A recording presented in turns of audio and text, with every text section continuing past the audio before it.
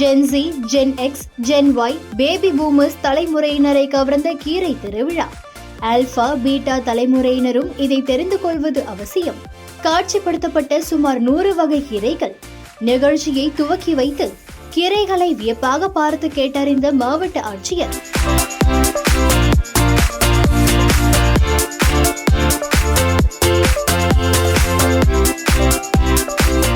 காலமாற்றத்துக்கு ஏற்றாற்போல் நாமும் மாறி வருவது கட்டாயமாகிவிட்டது.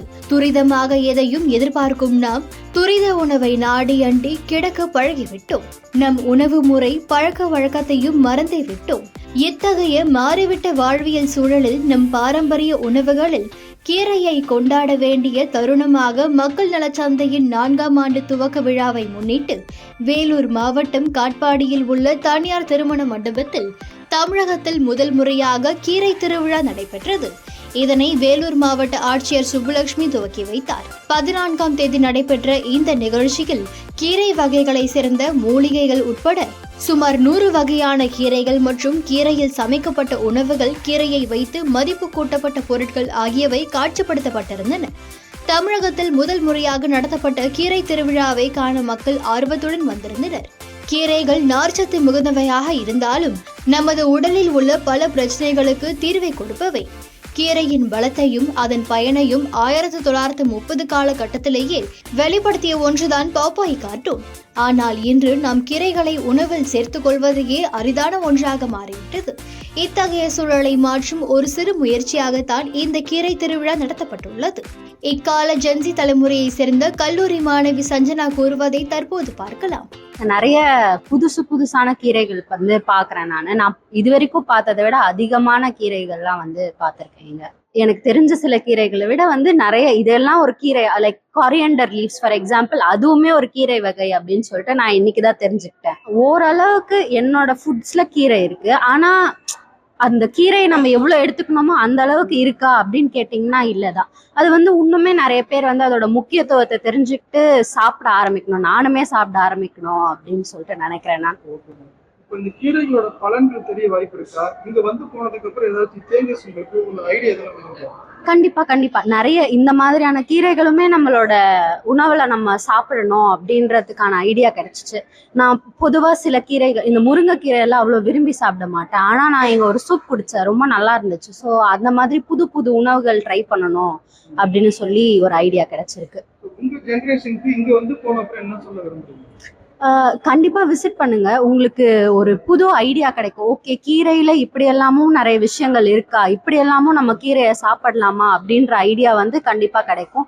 ஸோ உங்களோட டெய்லி ஃபுட் இன்டேக் நீங்க ஹெல்த்தியா சாப்பிடணும் அப்படின்னு நினைச்சீங்கனாலுமே இது ஒரு நல்ல ஸ்டார்டிங் பாயிண்டா இருக்கும்னு நினைக்கிறேன். கீரையோட முக்கியத்துவத்தை பத்தி சொல்லிட்டு தான் இருந்தாங்க. அண்ட் ஒரு ஸ்டால்லயுமே கூட நிறைய பேர் இந்த கீரை இதுக்காக நல்லது, நீங்க சாப்பிடலாம் அப்படின்ற மாதிரியும் சொன்னாங்க.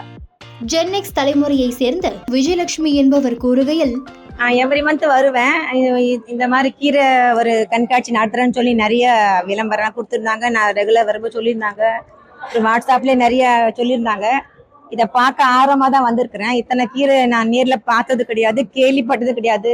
ஒரு சில கீரை தான் எனக்கு தெரியும், ஒரு சில கீரை பேர் தெரியும், பார்த்தது கிடையாது. எல்லாம் நிறைய பார்த்தேன், நிறைய தெரிஞ்சுக்கிட்டோம். பெனிஃபிட்லாம் எல்லாம் எழுதியிருந்தாங்க, அதையும் பார்த்தோம். கிடைச்சா நாங்களும் யூஸ் பண்ணுவோம் வாங்கிட்டு, அவள் தான்.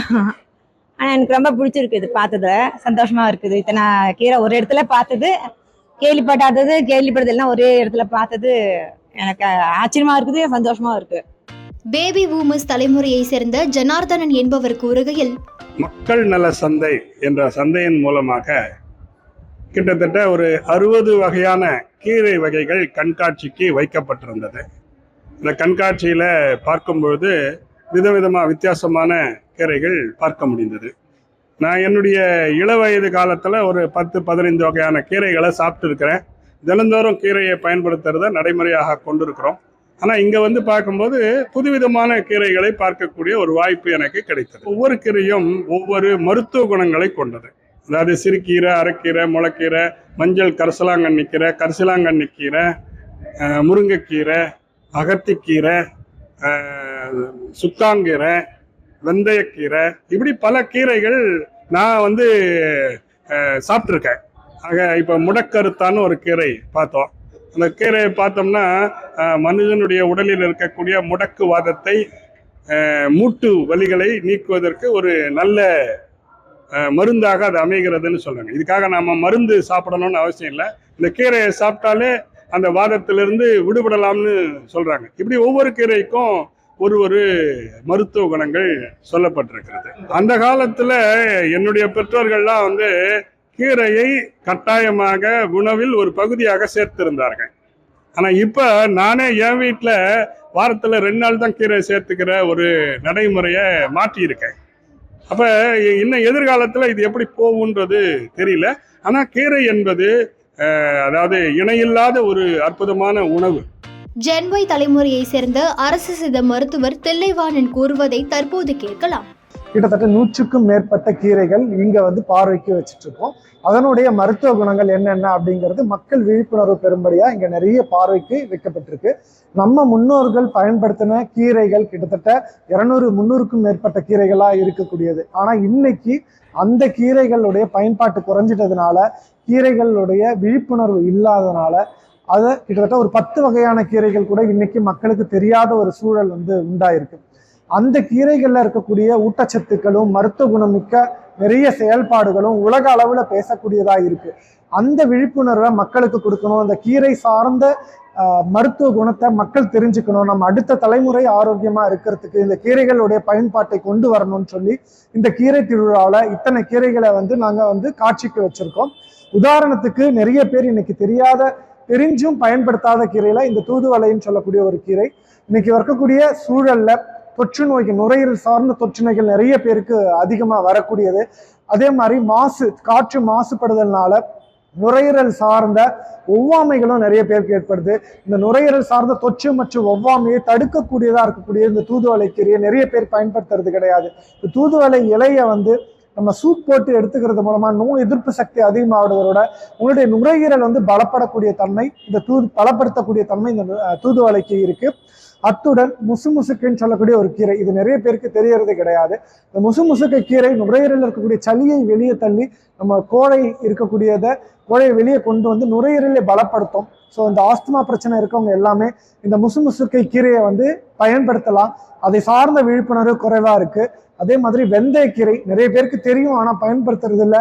இந்த வெந்தயக்கீரையை வந்து பாத்தீங்க அப்படின்னா தொடர்ந்து பயன்படுத்துறதுலாம் நாட்பட்ட தொற்றா நோயான, இன்னைக்கு உலக அரங்கில் இருக்கக்கூடிய மருத்துவர்களுக்கு சவாலா இருக்கக்கூடிய ஒரு நோயான இந்த சர்க்கரை வியாதியை கட்டுக்குள்ள கொண்டு வரத்துக்கு இந்த வெந்தயக்கீரையை பயன்படுத்தலாம். அதோட மட்டும் இல்லாம ரத்த சோகைன்னு சொல்லக்கூடிய ரொம்ப காலங்காலமா நம்ம ஊர் பெண்களுக்கு இருக்கக்கூடிய ஒரு நோய் இந்த ரத்த சோகை. இந்த ரத்த சோகையை தீர்க்கறதுக்கு இந்த வெந்தயக்கீரையை வந்து பயன்படுத்தலாம்.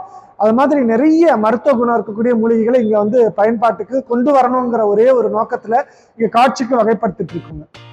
ஜென்எக்ஸ் தலைமுறையை சேர்ந்த மக்கள் நல சந்தையின் மகளிர் தொழில் முனைவோர் இணையம் செயலாளரான மாலதி கங்காதரன் கூறுவதை தற்போது பார்க்கலாம். கீரையை பத்தின விழிப்புணர்வு மக்கள்கிட்ட ஏற்படுத்தணும் அப்படிங்கிறதுக்கான ஒரு விழா தான் இந்த கீரை திருவிழா. இதுல வந்து 120க்கும் மேற்பட்ட கீரைகளை வந்து கண்காட்சி வச்சிருக்கோம். அதை தவிர்த்து கீரையில இருந்து செய்த உணவுகள், மதிப்பு கூட்டல் பண்ண கீரை உணவுப் பொருட்களுமே நம்ம இங்க வந்து விற்பனைக்கும் வச்சிருந்தோம், கண்காட்சிக்கும் கொடுத்திருந்தோம். இதற்கான ஏற்பாடுகள் வந்து ஒரு மாதங்களா தொடர்ந்து நான் போன சந்தை முடிஞ்சதுல இருந்து தொடர்ந்து பண்ணிக்கிட்டு இருக்கிறோம். நிறைய மக்கள்கிட்ட வரவேற்புகள் இருந்தது. எப்போ எங்க நடக்குது அப்படிங்கிறத கேட்டுக்கிட்டே இருந்தாங்க. என்ன மாதிரியான கீரைகள் வருது அப்படிங்கிறத கேட்டுக்கிட்டே இருந்தாங்க. நம்ம என்னென்ன கீரைகள் போட போறோம் அப்படிங்கிறது உத்தேசமான ஒரு பட்டியல் வந்து வெளியிட்டு இருந்தோம். அதை பார்த்துட்டுமே அப்ப இந்த கீரை வருமா, இதை தவிர்த்து இன்னும் வேற கீரைகள் இருக்கா அப்படிங்கிறதுமே கேட்டிருந்தாங்க. மக்கள் வந்து ஆரோக்கியமான உணவு வந்து ஆரோக்கியமான உணவு எங்க கிடைக்குது அப்படிங்கறத தேடுறாங்க அப்படிங்கிறது நிஜமாவே நமக்கு இந்த மக்களோட எதிர்பார்ப்புல புரிஞ்சுது. மக்கள் ஆரோக்கியத்தை தேடி வந்துட்டு இருக்கிறாங்க. அதற்காக தான் இந்த கீரை திருவிழா அப்படிங்கறத பண்ணியிருக்கோம். இதன் மூலமா நிறைய விழிப்புணர்வு கொடுத்திருக்கோம். இதுவரை நம்ம பார்க்காத கீரைகள், இது கீரைகளா அப்படிங்கிறது நமக்கு தெரியாத இருந்த களை செடிகள், சும்மா வீட்டுக்கு பக்கத்துல முளைச்சிருக்க செடிகள் எல்லாமே நமக்கு இன்னைக்கு கீரைகளா நம்ம கண்ணில் கிடைச்சிருக்கு. மக்கள் எல்லாருமே சந்தோஷமா போயிருக்காங்க. இது மேலும் தொடரும் அப்படின்னு நாங்க நம்புறோம். மேலும் அவர் கூறும்போது, இங்கு 120 வகையான கீரைகளையும் கீரை சார்ந்த உணவுகள் மற்றும் மதிப்பு கூட்டப்பட்ட உணவுப் பொருட்களையும் காட்சிப்படுத்தியுள்ளோம். இதற்காக கடந்த 1 மாதமாக பணி செய்து வந்துள்ளோம். மக்களிடம் நல்ல வரவேற்பு இருந்தது. ஆரோக்கியமான உணவை மக்கள் இன்னமும் தேடுகிறார்கள் என இதன் மூலம் தெரிய வந்துள்ளது என்றும் எங்களின் இந்த முயற்சி மேலும் தொடரும் என்றும் அவர் கூறியுள்ளார்.